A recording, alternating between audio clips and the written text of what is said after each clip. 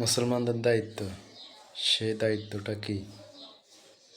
তা শুধু আল্লাহ ও তার ফেরেশতা, তার কিতাব, তার রাসূল সাল্লাল্লাহু আলাইহি ওয়াসাল্লাম ও পরকালের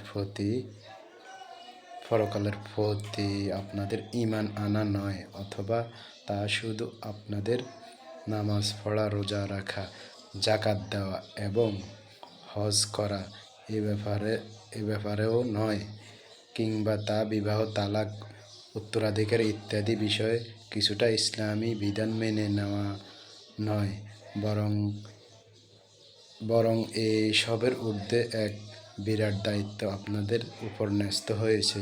তা হচ্ছে এই যে মহান সত্যের উপর আপনারা ঈমান এনেছেন, তার সাক্ষীরূপে সারা দুনিয়ার সামনে আপনাদেরকে দাঁড়াতে হবে। কোরআন মাজিদে মুসলমান নামে আপনাদেরকে একটি স্বতন্ত্র জাতির মর্যাদা দেওয়া হয়েছে।